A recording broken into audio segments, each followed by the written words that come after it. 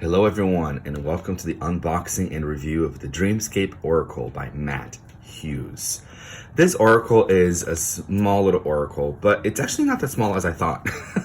The box looks, a little bit thin, but it's not a small oracle. It's actually 32 cards.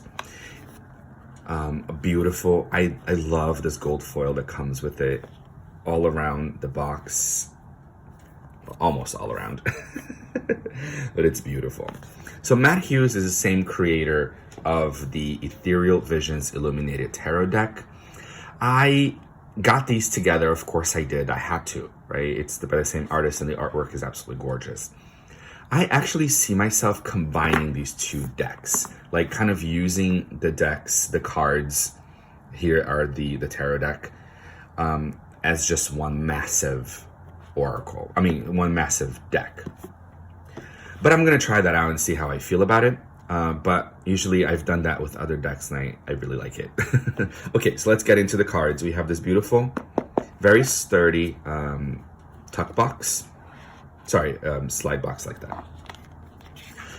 The guidebook on this one is a little bit better and a little bit more thought out than the tarot one. I have here the guidebook of the tarot, the Ethereal Visions Tarot, and it's just your very standard little white book. Here's the major arcana. You have no depiction of the cards, you just have the title, which I like that they give you the astrological correspondence, and then a paragraph of what it means, upright and reversed. In the minor arcana, you just get upright and reversed keywords, about 4 of them, 4 or 5. There are no spreads in this little white book, just a little place for notes about the artist and a little dedication to his wife, which I think is really sweet. But that's pretty much all you get with the little white book. I did say that the tarot deck, it's actually, the imagery is not bad for beginners. Talking about this, the imagery is not bad if you're a beginner.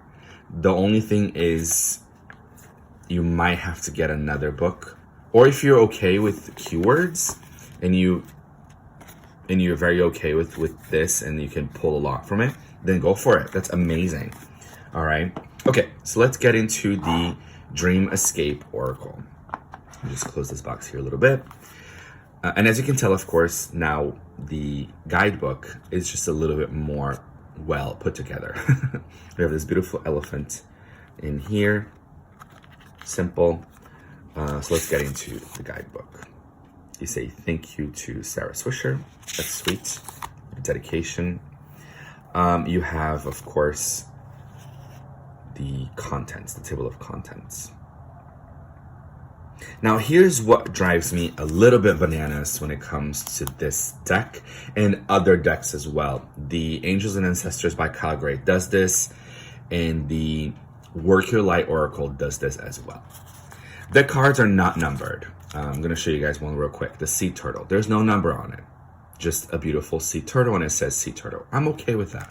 However, the deck here, so like, there is no number for me to go by, and it's also not in alphabetical order. So sea turtle is the last one, which I believe the last one should be the white owl, right? If I'm looking at it alphabetically. So that's what bothers me, is if I'm looking at this book real quick, it's not organized by number, and it's not organized by alphabet. So that drives me a little bit crazy.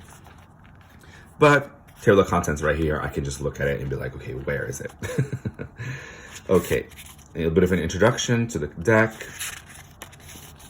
the Dreamscape card meanings, and then we get into the actual meanings of the cards. So here we have a full page depiction of the image, of course, black and white, and a paragraph of what it means. And some keywords of meanings down here, but then you have explanation of the artwork. And that's how it is. It's one page for each card, pretty much. You have some archetypes, you have animals, like the koi fish over here, and we saw the sea turtle real quick. And it said, here's some notes, it said there were some spreads. Let's see. Oh, here we go. The Dreamscape Oracle spread, perform your first reading, I like this. And then about the artist. So there you go. So that's your little guidebook that comes with it. Okay, this deck has 32 cards. I will show you guys all of them. So if you guys don't want to see all of them, you can skip ahead. You can, jump this part altogether, but I'm going to show you all of them. And they are in the order that they came as soon as I got it. As soon as I got it, I just kind of like flipped through it, but I didn't shuffle it or anything. So here are the backs, really beautiful backs. Now, one thing that has surprised me about this is looking at the front and looking at the gold foil. I thought this cardstock would be a little bit more stiff, but it's very bendy. But that doesn't bother me. I like bendy cardstock because it just makes it so much easier to shuffle. It really does. But of course, it's only up to your personal preference. I'm here just to show you the truth, or at least what I see. Okay, so let's get into the cards. We have this beautiful, the Architect. This, the title just really called to me for some reason, the Architect. It's almost like the architect of the world or the architect of divine order kind of thing. So I like that very much. We have the Spring, the Night, and the Light. So as you can see, they all have some sort of gold foil on every card, which is so beautiful. The Gate, I love this. It's like she's opening up a portal. I do find this Art Nouveau style very, very beautiful. The Serpent. Death Mother. I also like when decks use cards like the Light and the Gate and the Prophet. They sound very beautiful, but then we get a card like Death Mother or something that's more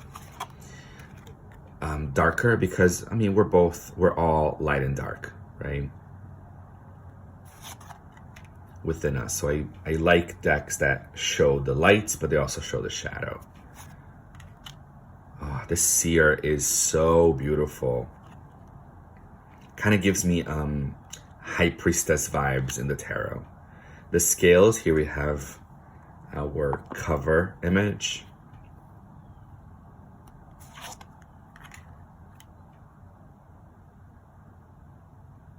The Path. Balance. I found this card to be really clever. I love the symbol that he's making with his hands. With his fingers, really, it's the yin-yang. He's making the yin-yang, yin-yang symbol.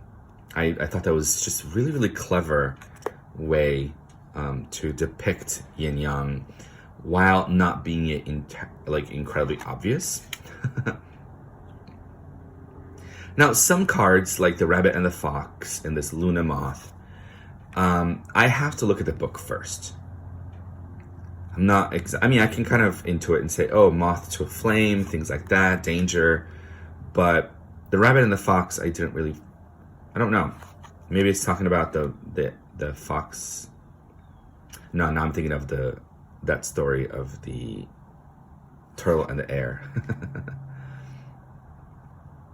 Also, this word, the Selkie, I've never seen that word before. So I would have to go to the book and to find out what that means, which is fine. I'm okay with that. That's the point of having a guidebook, is to look at the meanings and get more familiar with the cards. It's not a word I've ever seen. Here we have a beautiful elephant like we have in the cover of the guidebook.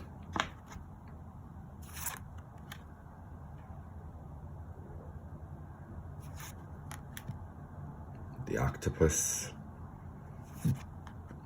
So here we get into like the animal archetypes. I love this bear. The sun bear is so beautiful. The harpy eagle.